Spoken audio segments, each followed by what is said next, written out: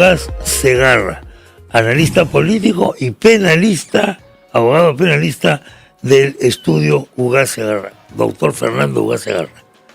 Muy agradecido por la invitación. Muy Gracias por venir. Muy agradecido. ¿Qué está ocurriendo con las prisiones preventivas? ¿Estamos retrocediendo o estamos siendo más realistas? El caso Boluarte se está convirtiendo en un emblema de esta cuestión. ¿Qué es lo que está en juego acá desde su punto de vista? Bueno, en principio yo creo que se está tratando de hacer lo correcto en muchos casos, ¿no? Se habla mucho de politización de la justicia, o se habla también de judicialización de la política. Por supuesto. Correcto. Pero en realidad lo que debemos hacer, independientemente de la importancia de transparentar y que en efecto exista algún control por parte de la sociedad y los medios sobre el sistema judicial, pero lo más importante es que los jueces respeten la norma, que los jueces respeten la Constitución, que se evite la adelanta opinión y que se evite la estigmatización haciendo juicios paralelos donde normalmente al nivel de los periódicos, a nivel de los medios, muchas veces ya se deciden las causas y luego cuando la justicia decide de alguna otra forma, digamos, pareciera ser de que hay una impunidad o hay alguna incorrección cuando quizás no la hay. Hay de las dos cosas en realidad. Los medios, usted sabe que viven generalmente de lo malo, no de lo bueno. Sí, en efecto. Lo que es noticia es lo malo, no lo bueno. En efecto, pero quizás en algunos casos, además, como en Norteamérica, sí, quizás habría necesidad de que en algunos casos, tenemos por ejemplo el jurado en Norteamérica. Esa es la diferencia. No se le permite acceder, digamos, al material periodístico, a testigos, etcétera. ¿Sabe cuál es nuestra pretensión como medios? Nosotros somos el jurado, sí, que realmente no tenemos. Correcto, entonces se convierte en una especie de justicia paralela, ¿no? Hacemos justicia paralela.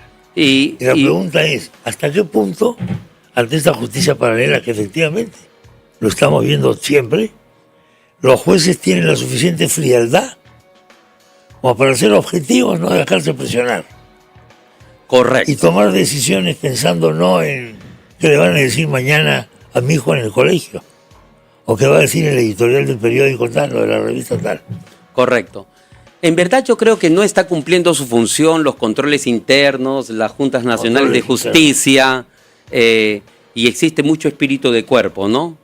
En muchos de los casos yo he tenido, desde mis primeros años de litigio, me acuerdo claramente cuando yo, hablando con una magistrada y dándose cuenta del error que había cometido en un caso en particular, la magistrada me dijo, doctor, yo lo entiendo completamente, pero estoy absolutamente seguro que usted va a encontrar justicia en segunda instancia. Y entonces, claro, muchas veces se piensa de que será pues el Tribunal Constitucional, será la Corte Suprema, serán otros, pero no los inferiores, los que de alguna manera tengan la valentía, la corrección, la coherencia y el respeto a la ley, digamos, bueno, y el soporte. Esto prolonga los casos. Definitivamente, ¿no? Tenemos temas, hay algunos valores éticos, si se nos permite hablar de ellos. En algún momento se decía, el juez tiene que ser honesto, el juez tiene que ser justo, el juez... Pero a estas alturas, yo creo que el juez debe ser valiente y el juez debe ser asertivo, tratar de encontrar la verdad en los temas independientemente de cuánto nos cueste descubrir la verdad o cuánto nos cueste adentrarnos a la verdad. Yo creo que debe haber algún equilibrio por parte de los magistrados y no tratar de legitimar que la verdad ni la justicia se cometen de cualquier forma, de cualquier medio. No se puede lograr una verdad torturando, no se puede lograr la verdad obteniendo confesiones ilegales, no se puede obtener la verdad con colaboraciones coaccionadas, no se puede obtener la verdad llevándote a prisión y si no declaras cosas en contra de tal o cual, correcto, sea de la presidente, sea de otro presidente, sí, o sea de quien sea, no te doy la libertad.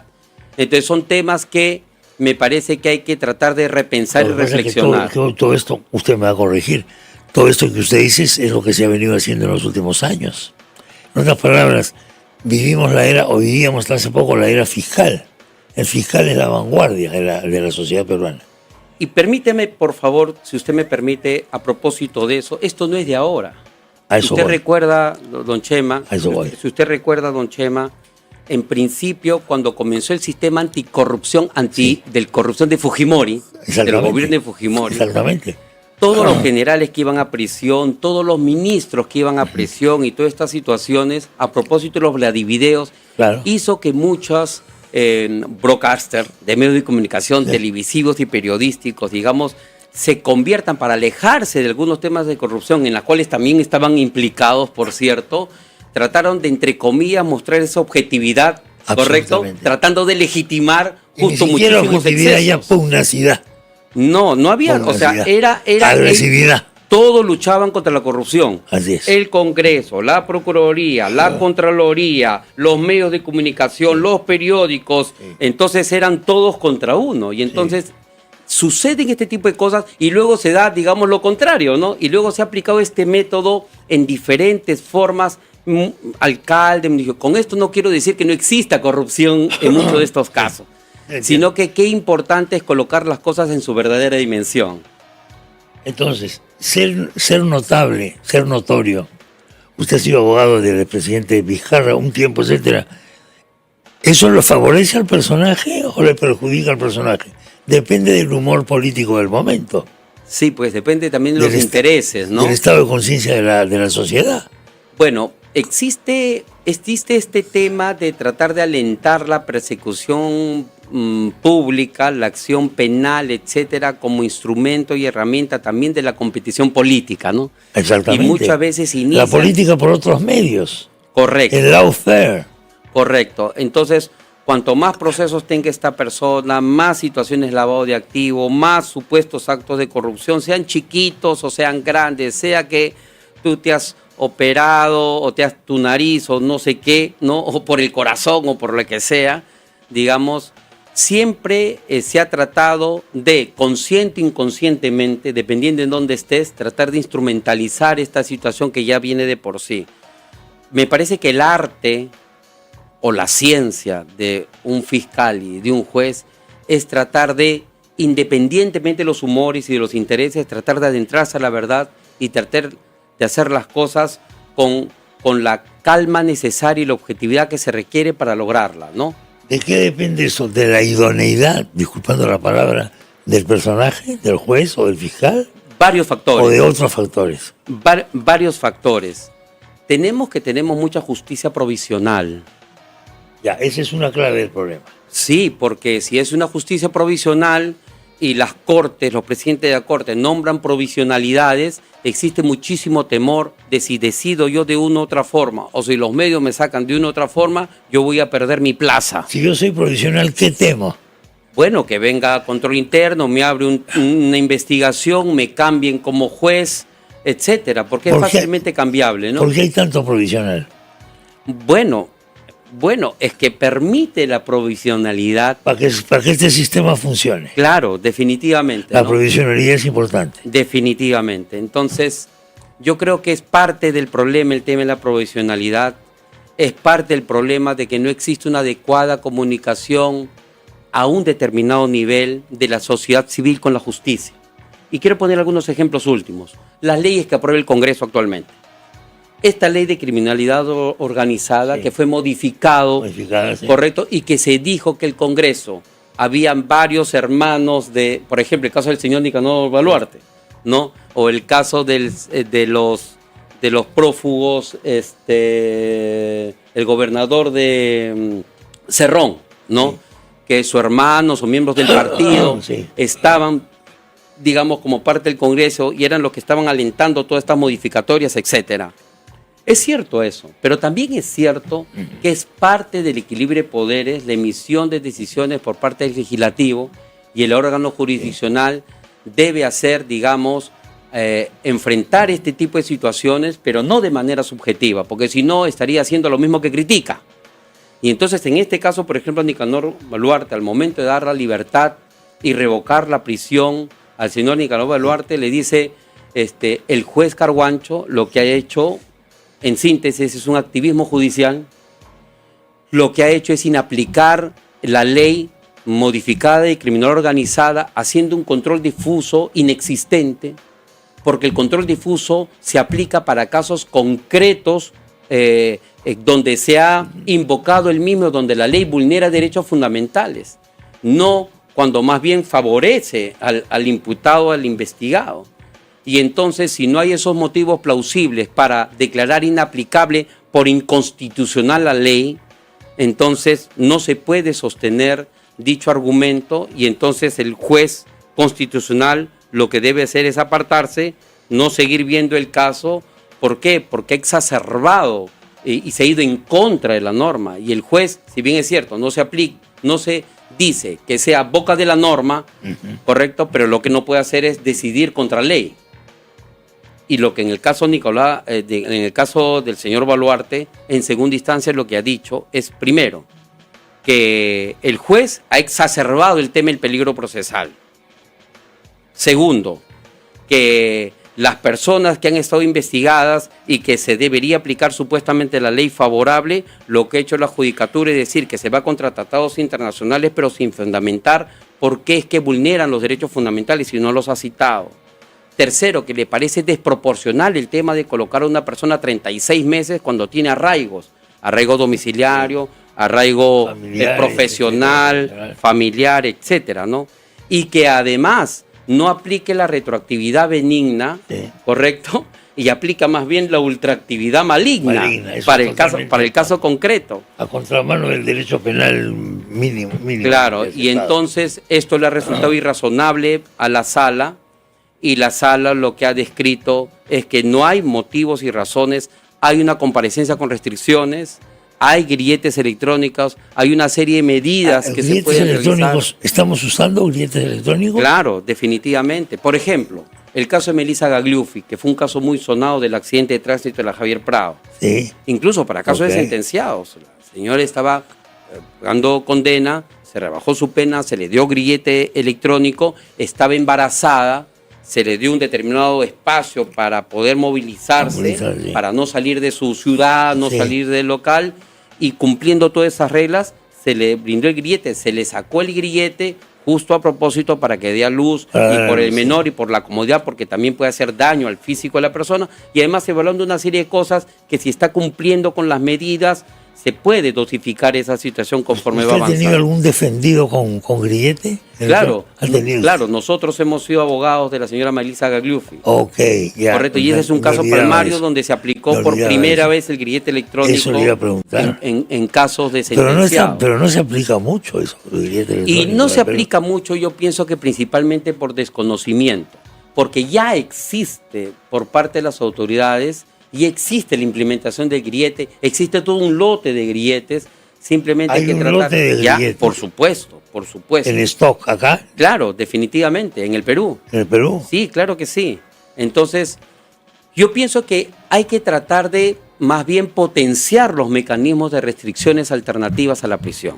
Sí. La prisión y el Tribunal Constitucional ha dicho que es un estado de cosas inconstitucional la prisión, donde ha dicho que debe ser la última ratio, la excepcionalidad de esta situación.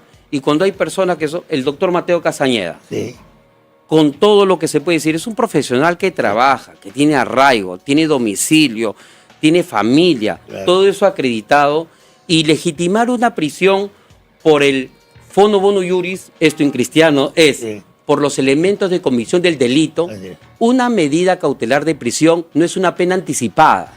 Los requisitos que debe tener una prisión son suficientes elementos del delito, peligro procesal y prognosis de pena. Si no se cumple el peligro procesal, no debería legitimarse esta prisión preventiva, ¿no? Bueno, abusamos de eso porque eso va a titulares, también le va a decir, ¿ah? Nos encanta eso, ¿ah? A nosotros nos encantan los titulares. Fulano de tal preso, solucionó el problema. Hasta el día siguiente. Con su venia hago una pequeña pausa. Sí, claro. Quédese, por favor, unos minutos más para seguir conversando. Sí, por supuesto. Y vamos a volver de inmediato. Con Chema Salcedo.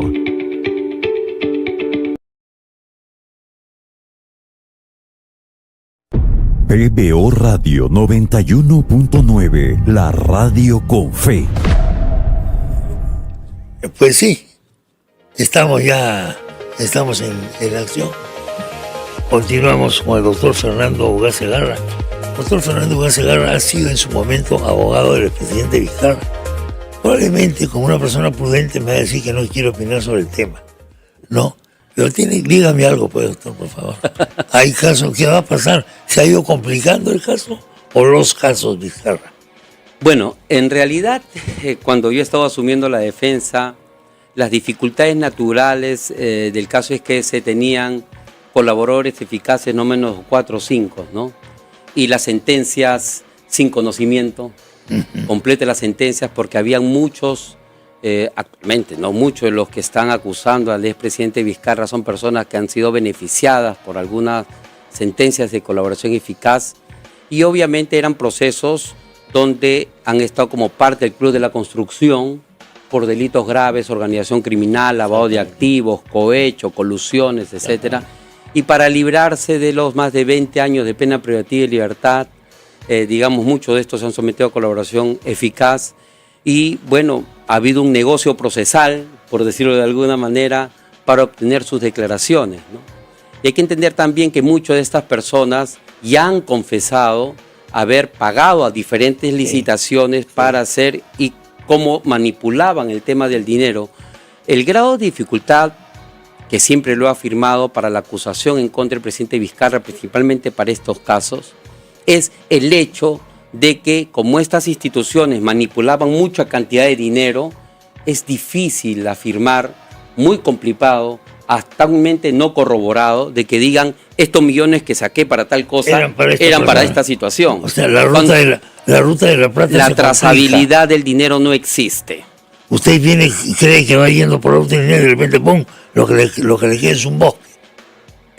Claro. Un jardín, se pierde usted en ese jardín. Sí, definitivamente, no hay la trazabilidad. Y esto no es similar al caso, yo me acuerdo del caso de los declaraciones de Matilde Pinchi Pinchi, sí, y cuando pedía su libertad Bedoya y Vivanco, sí, Tomás González Reati, cuando decían no se sabe de dónde viene la fuente, si es de la fuente privada o de fuente pública, o no, o de los desvíos de fondos, ¿no? Sí. Y entonces si es de fuente pública hay peculado, y si no es de fuente pública privada no hay peculado, claro, supuestamente, ¿no? Ya.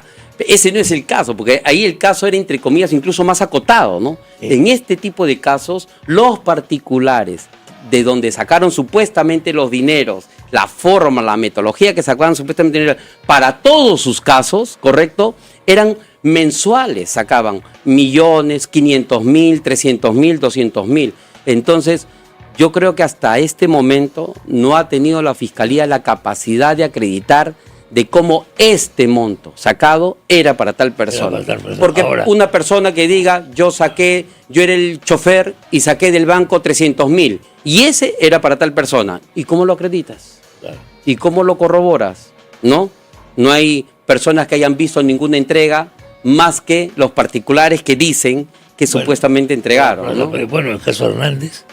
El caso Hernández es un caso interesante. Es un caso interesante, porque es el señor que estuvo en la supervisión de muchos los casos del Club de la Construcción, ¿correcto? Y entonces, cuando se le pregunta, ¿en este caso ha habido corrupción? Él dice sí, en este caso sí. ¿Y en todos los demás donde usted era supervisor, ha habido corrupción? No, todo eso se hizo legítimamente. Entonces, ese es el nivel de credibilidad de Hernández, ¿no? Es interesante, ¿no? Ollanta, Nadine y compañía. El tema Ollanta... Parece que estamos en alegatos. Correcto. El tema Ollanta es un tema interesantísimo, ¿no? Tenemos como antecedentes ya que la Corte Suprema de Brasil ha declarado como prueba ilícita los temas de las colaboraciones eficaces ahí en Brasil. Declaraciones, sentencias, han declarado nulas, etcétera. Es más, tenemos a Lula, que ha sido absuelto y que es presidente de la una cosa impresionante. De la República. Impresionante. Y la caída del acusador famoso, que llegó a ser ministro y todo. Correcto. Ha sido una cosa espantosa. Es impresionante. Un escándalo impresionante. Entonces, definitivamente, lo que, digamos, tiene como principal armatoste, que son las declaraciones de Jorge Barata, de Odebrecht, etcétera, lo que ha dicho para el caso de este tema del gasoducto, que sí es lo que se me está preguntando, lo que ha dicho Barata es de que sobre ese caso él no tiene conocimiento que haya habido actos de corrupción o soborno y que por lo tanto más bien la Fiscalía lo quería presionar y obligar para que diga que haya habido sobornos, pero él no va a mentir y que no es esto. Es esto, claro, no le ha gustado a la Fiscalía y le ha pedido la prisión y le ha pedido que le revoquen los beneficios de colaboración eficaz. Y bueno, la verdad es que ya se ha anulado la prisión y las razones para anular la prisión es que en efecto no había cumplido con unos requisitos para pedir la declaración, que eran cooperación internacional y a través del Ministerio de Justicia de Brasil, y ya se le revocó y aún no se decide el tema de si se revocan los beneficios. Exactamente. ¿No? ¿Qué pasa por el cerebro del juez en este momento? O sea, se va acercando el momento en el que el juez o los jueces van a tener que decidir. Cuando se va acercando esa cosa, ¿qué ocurre en el cerebro de los jueces? Bueno, hay un libro no escrito.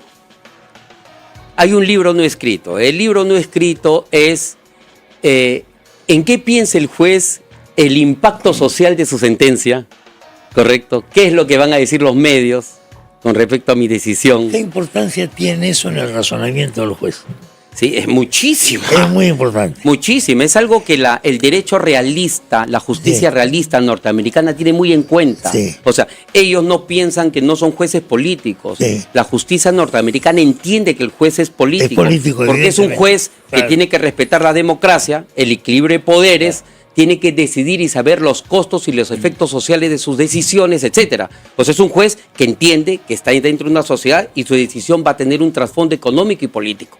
Pero en nuestra realidad se han formado nuestros jueces, a propósito de las academias de las magistraturas y toda esta situación, pensando que ellos solamente van a decir verdad y justicia. Claro que es verdad en parte, pero definitivamente que nuestros jueces verifican los costos sociales y económicos de sus decisiones, cosa que no lo quieren afirmar y no lo van a aceptar. No, jamás lo van a decir. De tal manera que no tendríamos tampoco decisiones de parte de la Corte Suprema, luego haber inaplicado la ley Soto para determinados casos, ahora dicen que no deben inaplicar la ley de criminalidad organizada para casos como esta, ¿no? Porque dice que los jueces no deben ser activistas judiciales. Entonces, en este caso en concreto, yo creo que el juez en el caso Humala, teniendo un testigo, un declarante, ¿no? Como es Barata, habiendo descrito que supuestamente no hay sobornos, yo creo que debería ser un análisis individual y conjunto del tema, ¿no? Han habido prisiones, han habido incautaciones, allanamientos, embargos. Un juez evalúa todas estas cosas y dice, he hecho todas estas cosas para decir luego que es inocente. Ahí está el problema. Y a veces tratan de legitimar sus decisiones. ¿Hay algún juez que ha hablado con usted diciéndole cuáles son sus dudas existenciales antes de dar sentencia? Sí, muchísimos, ¿no? ¿Y Muchísimos, principalmente porque yo he sido por más de 20 años profesor de la Academia de la Magistratura. Correcto. Y digamos, apartando casuísticas individuales, uno escucha. ¿Alumnos? Sí, claro que han sí. hablado de estas cosas. Claro, fiscales, abogados, jueces. Claro que sí. ¿Hay seminarios sobre el tema influencia judicial de los medios de comunicación? Pero por supuesto, hay seminarios. ¿no? Por supuesto. Lo que pasa es que les resulta muy costoso, ¿no? Es una situación muy difícil de aceptar, pero es una realidad inmensa, ¿no? Y les resulta muy costoso y es una prueba, entre comillas, muy pesada, que tienen que saber evaluar también ellos, ¿no? Me hace pensar en casos como, por ejemplo, se va a casar la chica y han hecho ya todo, han hecho el cambio de aros, la pedida de mano, los papás, no sé qué, no sé cuántos. Y de repente, momentos antes o días antes de la boda, se entera de una cosa gravísima. Pero dice, ya he hecho todo esto, ya, ¿qué voy a hacer? Pues sigo nomás. Sí, pues. Me pongo y voy a la foto. Cuando la prensa me dice, yo no puedo comentar a la prensa. Me reservo el derecho de no sé qué. La muletilla es, no puedo adelantar esta opinión. Eso se usa siempre, ¿no? Sí. Como un escudo. Sí, definitivamente. Frente a la jauría mediática. En muchos casos, ¿no? En muchos casos, yo creo que si hay muchos magistrados donde se les colocara el micrófono y se le diría que sustenten su decisión, en muchos casos no podrían darla, como hemos visto muchos casos donde la fiscal Peralta, por ejemplo, se le pregunta, Elizabeth Peralta, un caso conocido, sí, ¿no? Claro. Se le hace la pregunta, articular algún párrafo, algún desarrollo intelectual. Son casos de nuestra justicia, Pero, sin embargo, yo pienso que un juez debe ser autocrítico y un juez debe aceptar errores. No conozco casos del sistema judicial donde haya algún juez que haya sido sancionado por error judicial. Eso es una cosa rarísima. No conozco un caso donde haya dicho un fiscal, he cometido un error pidiendo prisión o acusando a esta persona. Jamás. Y eso es grave. Eso es absolutamente grave. Se están haciendo algunas modificaciones. Todos los profesionales le tienen que brindar sustento en sus actos por negligencia médica, por mala defensa de un abogado, abogados que los han llevado a prisión, todo, ¿no? Por toda una serie de cosas. Pero un magistrado es muy difícil que se vea, salvo que sea un tema grosero, ¿no? De corrupción, de hecho. Pero si se ha errado y se ha equivocado... Grosero significa que hay un video donde está recibiendo plata. Claro. Pero es muy raro, evidentemente. Pero casos donde es evidente el error judicial y es evidente, correcto, que no ha habido pruebas para decidir lo que decidió o son eventualmente no razonables o no plausibles, correcto, yo no he visto casos en los cuales el mismo sistema haya hecho un nivel, digamos, de corrección, de autocrítica. Mucho se apela al tema de la apelación o de casación, pero en verdad casos en la Suprema donde muchas veces los alegatos son 3 minutos, 4 minutos, y cuando se emiten decisiones son muestras nada más lo que se ven en casos de la Suprema, que salen otro caso, así muy excepcionales, pero la mayoría son declaradas improcedentes, infundadas, inadmisibles, porque no se tiene la capacidad adecuada para atender la cantidad, digamos, de situaciones que se reclaman justicia, ¿no? Ahí está el problema. Es insoportable. Ahí está el problema, es absolutamente insoportable. Pero además el sistema tampoco permite que hayan salidas alternativas o mecanismos de simplificación procesal o de negociación. Hay muchos casos donde las partes tratan de negociar o tratan de coincidir y arreglar en paz sus situaciones. Pero es posible que un juez diga, no, este es un caso, un fiscal, no, es un caso de persecución pública, y este es un caso grave, y ahí viene un caso complejo y un caso que se acompleja, ¿no? Que se acompleja, ¿no? Que lo vuelve difícil, lo vuelve complicado y lo sustrae de mano, digamos, de los particulares que puedan de alguna manera coadyuvar a que existe esta descarga y no se permite, claro, ¿no? Se lo entiende. Esta entrevista ha comenzado con esta imagen. Usted es un joven recién comenzado en su carrera, que se cuenta con una vocal, me oye que fue. ¿Cómo? Cuando hemos empezado aquí esta entrevista, usted narró su experiencia, usted era un joven abogado. Ah, sí, correcto. Estaba comenzando a litigar o comenzando su carrera y se encuentra con un magistrado. Sí, con una correcto, magistrada. Claro, por las defensas mismas que uno tuvo.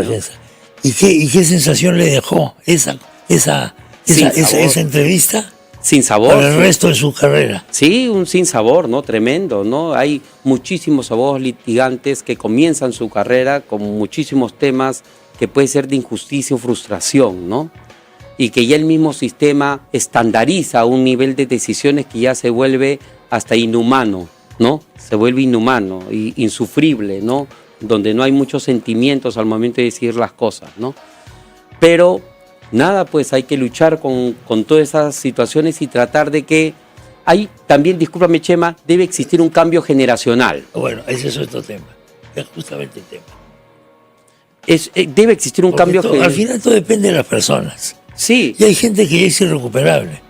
Sí, Yo, por ejemplo, como yo no puedo cambiar mi conducta, jamás. Mire, así me pongan un electroshock, yo voy a seguir siendo el mismo. Por ejemplo, le voy a decir 3 ejemplos. No tengo tiempo de reeducarme, digamos. 3 ejemplos le voy a decir de por qué es necesario el cambio generacional. Y ya con esto concluyo, digamos, para no hablar mucho. Primer lugar, en la reforma del Código Procesal Penal decía que las decisiones tienen que ser inmediatas y las pruebas tenían que ser oralizables. Esto es los testigos, los peritos, todo. Correcto. ¿Usted se imagina los casos que un declarante, un testigo, declara en enero y la sentencia se emite en febrero luego de 3 años? Sí, claro. Ese juez, ¿qué iba a recordar? Uno no recuerda ni lo que ha pasado hace una semana. La última pregunta. Sí, correcto. Para que lo piense lo siguiente. ¿Va a ser mejor cuando las sentencias se hagan por inteligencia artificial, sin intervención humana de ningún tipo? ¿Que le va a salir mucho más barato al Estado peruano y más rápido? Voy a decir algo polémico, pero ya que estoy usando inteligencia artificial en el estudio y en los trabajos profesionales, Tiene que hacerlo. ¿correcto? Donde hay sentencias de 300 páginas, donde hay decisiones que los magistrados lo resuelven en 10 minutos. Si uno no se apoya con inteligencia artificial, en muchos casos es imposible. Por supuesto. Hay que ir mejorándolo, hay que ir afinando y hay que ir acotando ese tema. Pero yo creo que en muchos casos donde los argumentos son repetitivos, las solicitudes son repetitivas, ¿no? Y las normas y la casuística existe, y si dotamos esa información importante, yo creo que en muchos casos, en un gran porcentaje, es posible que encontremos mejor justicia con inteligencia artificial que con jueces de sangre y hueso. Y a mí ya no me queda ninguna duda. Dios me libre de caer en un proceso judicial. Gracias, doctor Ugarte. Gracias, muy amable. Muy amable.